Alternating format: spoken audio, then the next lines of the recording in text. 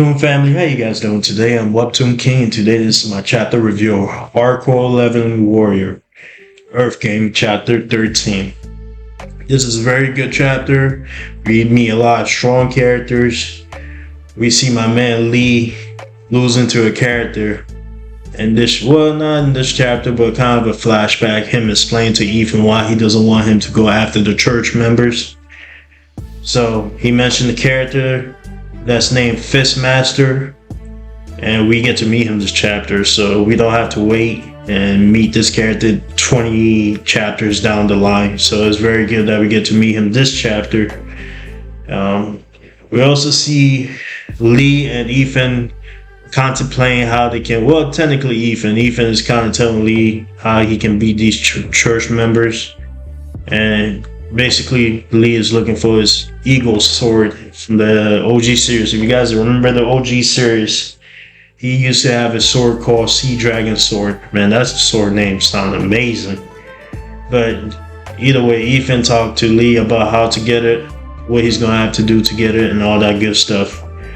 And this is one of the most exciting parts of this chapter. We finally get to see Lalisa.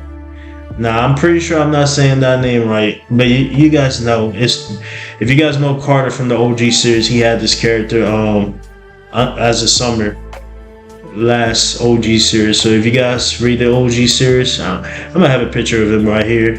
Lalisa. He's the new master, because remember last chapter we got explained that S, a new character, took over Carter's saved Adam. So now S has Carter's ability, and apparently his servants too. So that's kind of interesting that he has his servants. He's also in this chapter, we see him making new servants. So that's interesting. Now story time. Let's first talk about what I want to talk about the most, kind of. In this chapter, we meet the character Fistmaster. Now let's talk about why he's important and why we're talking about him first. In the beginning of the chapter, when Lee is basically explaining to Ethan why he doesn't want him to go after the church members, he basically explained to Ethan that, I got beat by this character named Fistmaster. We're not in the league to go after the church. And that's also from that scene, Ethan explaining to Lee that, did you have your sword? Did you have your Eagle sword, basically? So that's Ethan telling him, you could beat Fistmaster, but you didn't have your swords. But either way, we finally get to meet the Fistmaster, and the location we see him for the first time, he's not even in Korea. Remember, Hardcore 11 Warrior is a Korean series, but he's in Japan, and he's currently going to the summit of Mount Fuji in Japan. And basically we have people playing security guard for a dungeon, and they're basically waiting for somebody to come clear this SS rank dungeon. So this is when we finally get to see Fistmaster coming out of a helicopter, trying to clear this dungeon by himself. And then when you first get to see him, you're like, this is who Lee lost to? This little kid? And you're joking, but at the same time, I was clowning him. I was like, I don't know, I know this series. They always have this innocent ass character be strong. But anyways, we get to learn that he's Japanese, basically, because he mentioned that it's been a long time since I've been home.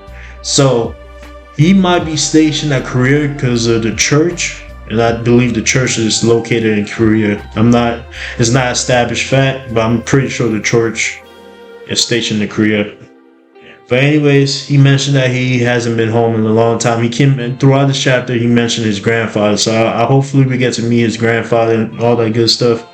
But so far we see his character design. It's kind of a joke for now, until you see what he's about to do.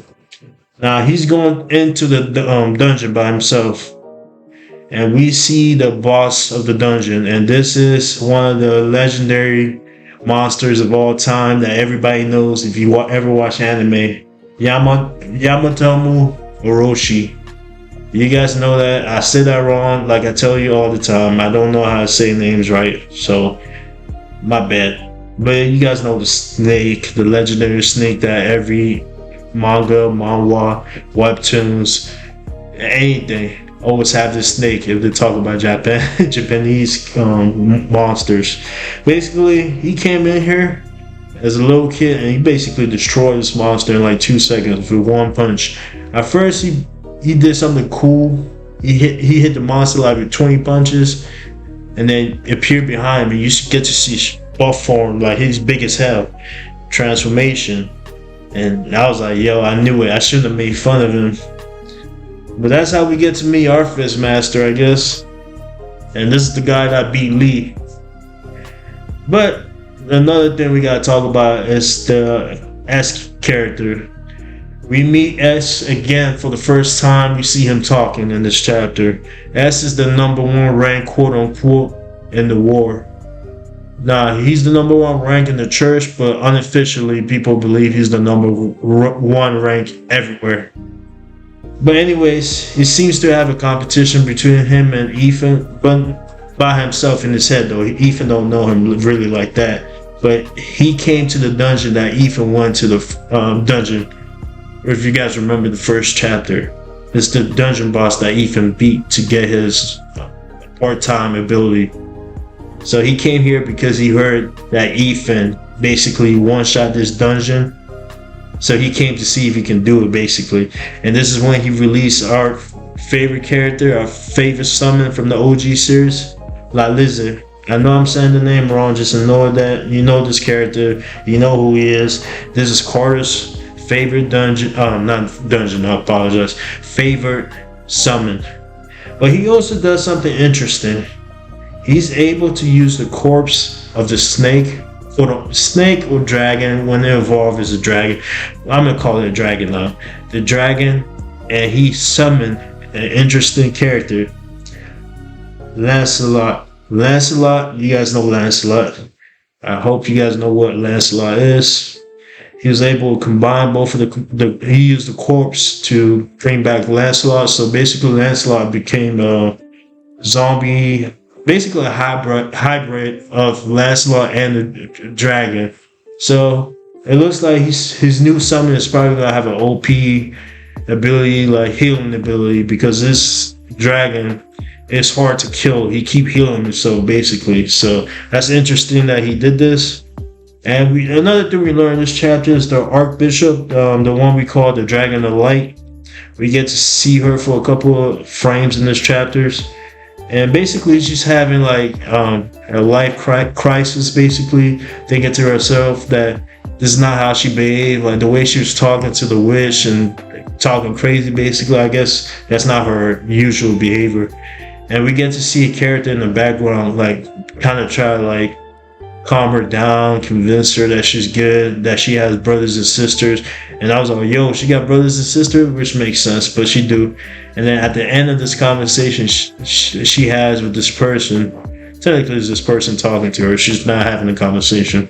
This person's telling her all this stuff about how to calm down and all that stuff, good shit, right? But the interesting thing is, at the end, we learned that this person that was talking is her father. So not only that mother is in charge of the church, we get to talk about father. Now father doesn't make sense because at first I was going to say the dragon of evil was father, but at the same time, if this is the dragon of light, that don't make sense because that would be her husband and she wouldn't be calling her husband father technically. But anyways, we're gonna figure out this father character. I already think mother is Zero. Zero's the bad guy from the OG series, so I believe mother is her.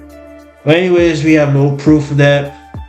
The last thing we gotta talk about that's very important is at the beginning of the chapter. Basically, we see that Ethan basically tell Lee that for them to beat these church members, they're gonna have to find an OG, like an OP weapon to beat them. So, like I mentioned at the beginning of my review, he's talking about the Sea Dragon swords. So, for them to be able to do that, they have to go to a dungeon called F him Up.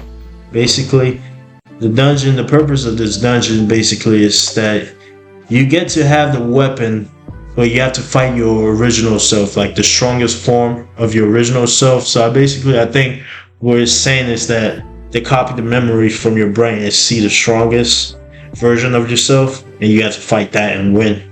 Now, I think the benefit to this is you get the weapon of the character that you beat, basically being yourself.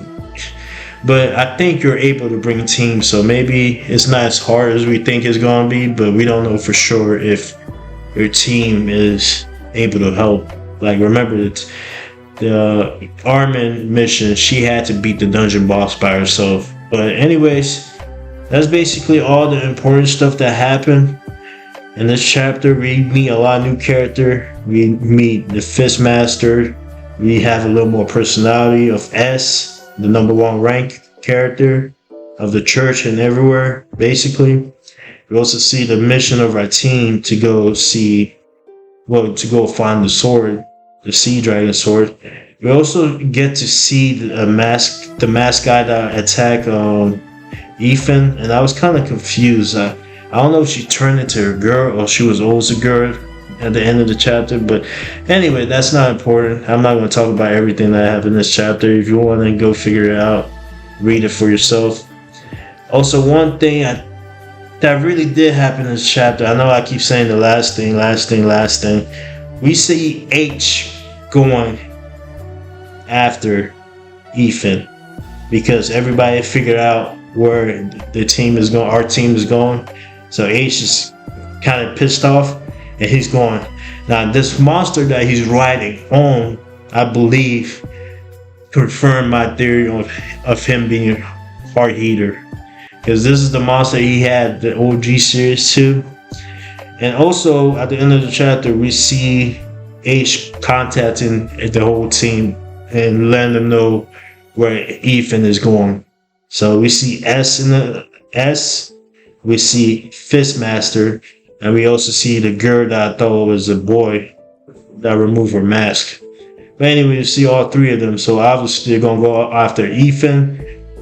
Now, I think S is gonna fight Ethan, obviously. Fistmaster is obviously gonna fight Lee. Now the girl, I don't know who she's gonna fight. Probably the rest of the team, I guess. If she's strong enough for them to be showing her in the same breath with the Fistmaster and S. But anyways, that's how the chapter ends. We see all three of the bad guys from the church looking, all of them smiling except the girl. So obviously they're gonna go after Ethan's team. But anyways, that's the end of the review of Hardcore 11 and Warrior chapter 13. Now, one more thing. I did use my fast pass to do this review. I can't wait like regular person ever since I used it for the first time. So obviously the art style is amazing, especially the one with the Fistmaster when we saw him buff up. That art style was chef kiss. That was amazing art. This chapter, my review for this chapter is a 10 out of 10. I love this. We meet a lot of new characters, strong characters. We see the enemies. We see what they're doing. We also see our characters and their plans.